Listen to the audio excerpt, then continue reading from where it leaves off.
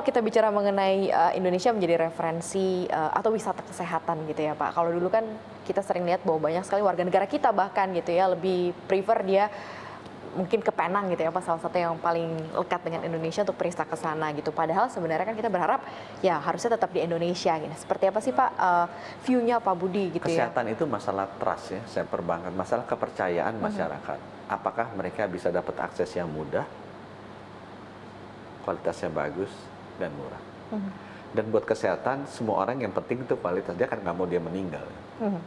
Nah, ini yang harus dibangun. Ini kan kepercayaan kan. Kalau orang bilang, kalau masuk ke rumah sakit pemerintah, masuknya di depan, keluarnya di belakang. Ruang mayat biasanya di belakang. Iya. Atau saya nggak percaya deh sama di Indonesia.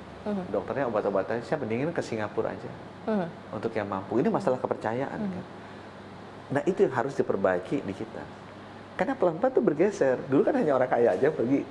Sekarang orang golongan menengah juga udah pergi. Ke Malaysia, ke Penang. Itu bukan orang konglomerat kaya. Nah, itu saya bilang ke teman kesehatan. Ini udah early warning nih. Bahwa makin banyak pasien-pasien kita yang lebih percaya kalau diobati di sana. Itu bahaya kan?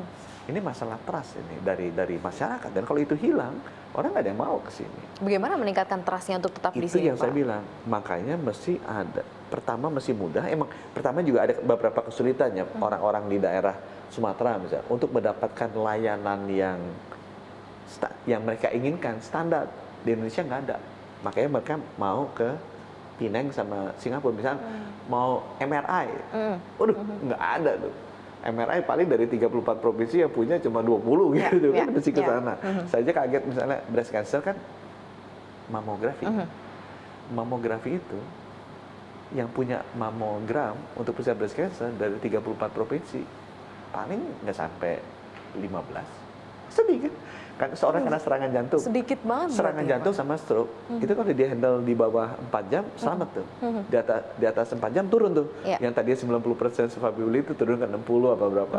Begitu udah di atas 12 jam, udah susah. Nah, dia butuh alat namanya cath lab untuk pasang ring atau bisa juga buat coiling sama thrombectomy istilahnya di otak.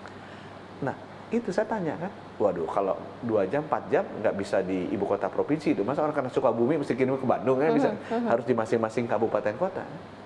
Nah, saya dari 514 kabupaten kota yang punya cath lab itu 44. Di bawah 10%. Even provinsi nggak semua punya. Orang misalnya di Ambon nggak ada tuh cath lab yang bisa jalannya. Jadi kalau orang kena serangan jantung di Ambon, stroke, apa yang bisa lakukan? Kita berdoa, dibawa ke Makassar, Manado masih hidup. Nggak jalan alatnya. Jadi orang ini kan pasti terbang-terbang kemana-mana. Nah, itu yang kita lakukan pertama kali, mulai tahun ini, kita akan lengkapi seluruh 514 RSUD di kabupaten kota dengan alat-alat yang sophisticated. Yang namanya cath lab, MRI, CT scan, kasih semua. Supaya aksesnya mudah dulu. Nah, yang kedua, kita pengen kualitasnya standar. Dengan itu tadi, pengampuan dari rumah sakit vertikal. Saya minta semua rumah sakit vertikal itu memastikan diampu supaya di standar.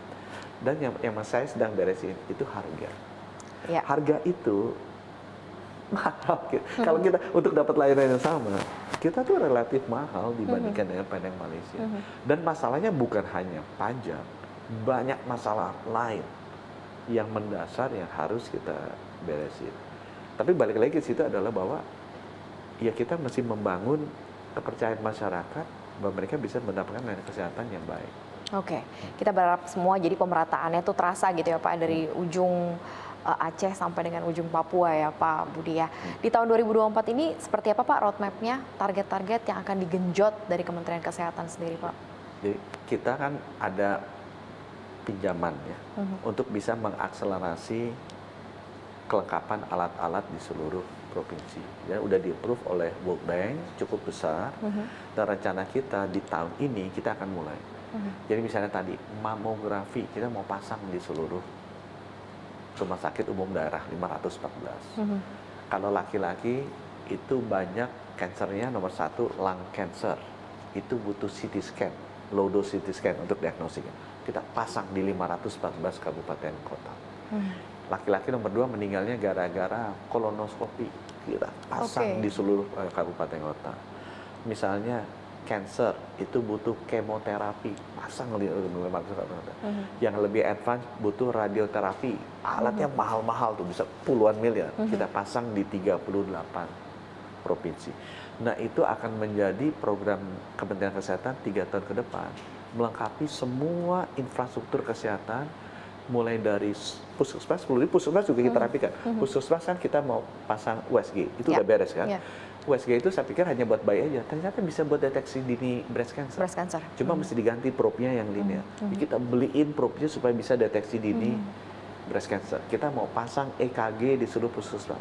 Karena meninggal paling banyak jantung sama stroke. Kalau kena serangan, itu kita bisa lihat EKG-nya di puskesmas, konsul sama dokter spesialis pakai Zoom, kemudian kita bisa kasih pengobatan di puskesmas. Kita mau itu bisa ditangani juga. Jadi mulai dari puskesmas, laboratoriumnya, alat-alatnya, 10.000 di kecamatan, 514 kabupaten kota, kita lengkapi rumah sakitnya sampai 38 provinsi, rumah sakit provinsi kita lengkapi. Dan kita bangun rumah sakit vertikal. Jadi sekarang kita Darmais itu sedang dibangun, ada gedung barunya, Hasan Sadikin, Sarjito, yang bangun baru itu di Surabaya. Nanti di Makassar kita bangun tuh di tepi pantai, itu bagus sekali. Di ibu kota negara kita bangun juga. Di Kupang sama Ambon sudah diresmikan Bapak Presiden. Papua kita sedang bangun. Jadi infrastruktur di timur itu kita perkuat. Papua ada, Ambon ada, NTT ada, bangun super hub, jadi kayak kelasnya RSCM itu di Makassar. Besar sekali. Sehingga kita layanan di Indonesia Timur kuat. Yang maksud saya di Kalimantan kita belum ada rumah sakit, kita bangun di IKN. Jadi Kalimantan, Maluku, Papua larinya ke Makassar, Nusa Tenggara Timur, Nusa Tenggara Barat, Bali larinya ke Surabaya. Kita akan bangun rumah sakit mungkin dekat dengan RSCM kelasnya di Makassar dan di Surabaya untuk serve Indonesia bagian timur. Wow. Ini yang sudah dilakukan oleh Kementerian Kesehatan begitu ya ke depan untuk tetap menjaga yang sehat tetap sehat begitu ya Pak ya. Dan sejumlah akselerasi serta reformasi, revitalisasi pun juga sudah dilakukan. Terima kasih banyak Pak Budi sudah menerima CNBC Indonesia. Yang pasti doa kami selalu sehat-sehat terus Pak dan semua planning ke depannya tercapai begitu ya untuk masyarakat Indonesia yang jauh lebih sehat pasti ujung-ujungnya ya.